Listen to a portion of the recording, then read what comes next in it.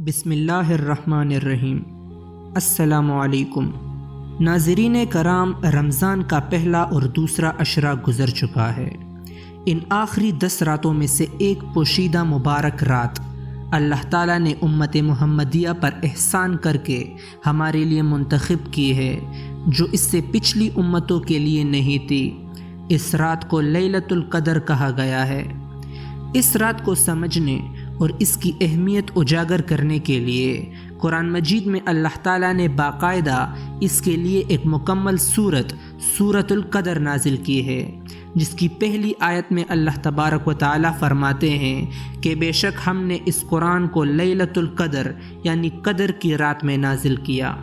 لیلۃ القدر کے معنی ہے قدر کی رات، عزت کی رات، مرتبے کی رات، عظمت کی رات، وقار والی رات، یعنی اس رات کو بہت عزت، برکت اور مرتبہ حاصل ہے۔ جیسا کہ سورۃ الدخان میں اللہ تعالیٰ نے فرمایا ہے، اِنَّا أَنزَلْنَاهُ فِي لَيْلَةٍ الْمُبَارَكَةٍ، بے شک ہم نے اس قرآن کو مبارک رات میں نازل کیا، یعنی کہ برکت والی رات۔ قدر سے یہ بھی مراد لیا جا سکتا ہے کہ جو شخص اس رات میں اللہ تعالیٰ کی عبادت کرتا ہے، اس کی قدر عزت اللہ کے ہاں بڑھ جاتی ہے۔ قدر کے دوسرے معنی تقدیر و حکم کے بھی آتے ہیں۔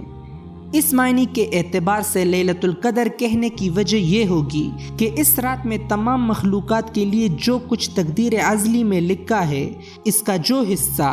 اس سال میں رمضان سے اگلے رمضان تک پیش آنے والا ہے، وہ فرشتوں کے حوالے کر دیا جاتا ہے۔ اس میں ہر انسان کی عمر اور موت اور رزق اور بارش وغیرہ کی مقداریں مقررہ فرشتوں کو لکھوا دی جاتی ہیں، یہاں تک کہ جس شخص کو اس سال میں حج نصیب ہوگا وہ بھی لکھ دیا جاتا ہے۔ سورۃ القدر میں مزید اللہ تعالیٰ کا ارشاد ہے کہ اس رات میں حضرت جبرائیل امین علیہ السلام آسمانی فرشتوں کے ساتھ زمین پر اترتے ہیں اور فجر تک اس رات میں امن رہتا ہے۔ اس کے علاوہ آپ صلی اللہ علیہ وآلہ وسلم نے فرمایا کہ جو شخص لیلۃ القدر میں اللہ تعالیٰ کی عبادت کرے گا، اس کے پچھلے سارے گناہ معاف کر دیے جائیں گے۔ امام مالک فرماتے ہیں کہ آپ صلی اللہ علیہ وآلہ وسلم کو دکھایا گیا کہ پچھلی امتوں کی عمریں کافی دراز تھی اور وہ لوگ صدیوں تک جیتے تھے، لیکن آپ کی امت میں سے اکثر لوگوں کی عمریں 60 سے 70 سال کے درمیان ہوگی۔ کچھ چند لوگ ایسے ہوں گے جن کی عمریں 70 سال سے زیادہ ہوگی۔ اس پر آپ صلی اللہ علیہ وآلہ وسلم نے یہ بات محسوس کی کہ چاہے جتنی بھی زیادہ آپ کی امت اللہ تعالیٰ کی عبادت کر لے، لیکن کم عمری کے سبب اتنی نہیں کر پائے گی جتنی کہ اس سے پچھلی امتیں کر پاتی تھی۔ لہٰذا آپ صلی اللہ علیہ وآلہ وسلم اللہ کے حضور دعا گو ہوئے، چنانچہ اللہ تعالیٰ نے آپ پر اور آپ کی امت پر شب قدر کی صورت انعام کیا اور اس کو ہمارے لیے منتخب کیا، جس کی ایک رات میں عبادت 1000 مہینوں یعنی تقریباً 83 سال مستقل عبادت کے برابر کر دیا ہے۔ اگر کسی شخص کی زندگی 83 سال سے زیادہ بھی ہو،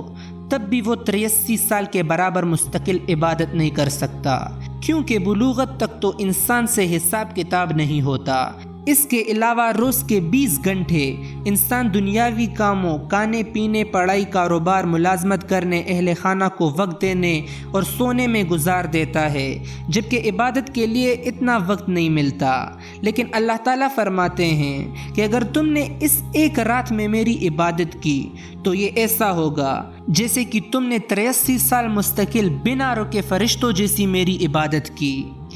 اس رات کو اللہ تعالیٰ نے رمضان کے مہینے کے آخری عشرے میں پوشیدہ کر رکھا ہے، بالخصوص آخری عشرے کی تاک راتوں میں یہ رات چھپی ہوئی ہے۔ صحیح مسلم میں آپ صلی اللہ علیہ وآلہ وسلم نے ارشاد فرمایا کہ جو شخص لیلۃ القدر کی تلاش میں ہو تو اسے چاہیے کہ وہ اسے 27ویں رات میں ڈھونڈے، یعنی کہ رمضان کی 27ویں رات میں اس رات کو پانے کے زیادہ امکانات ہے، لیکن پھر بھی یہ رات پوشیدہ ہے اور اس کا علم صرف اللہ تعالیٰ کے پاس ہے۔ ایک مرتبہ صحابہ کرام مسجد میں بلند آواز سے بحث کر رہے تھے کہ اس دوران آپ صلی اللہ علیہ وآلہ وسلم مسجد میں تشریف لے آئے، اور جب آپ نے انہیں بحث کرتے ہوئے دیکھا تو آپ صلی اللہ علیہ وآلہ وسلم نے فرمایا کہ میں تمہارے پاس لیلۃ القدر کی خوشخبری لے کر آیا تھا، لیکن تم لوگوں کی اس بحث کی وجہ سے یہ علم اللہ نے مجھ سے واپس لے لیا ہے اور ممکن ہے کہ اس میں تم لوگوں کے لیے خیر ہو، لہٰذا تم اسے 29ویں، 27ویں اور 25ویں رات میں تلاش کرو۔ اللہ تعالیٰ سے دعا ہے کہ وہ ہمیں اس رات کو پانے اور اس میں عبادت کرنے کی توفیق عطا فرمائے۔ تو یہاں پر یہ ویڈیو ختم ہوتی ہے۔ اس ویڈیو میں آپ سے کوئی لائک اور سبسکرائب نہیں مانگ رہا، بس ایک گزارش ہے کہ اگر اس رات کو آپ پا لیں تو میرے لیے اور میرے والدین کے لیے خصوصاً دعا کریں۔ وآخر الدعوانا ان الحمد للہ رب العالمین۔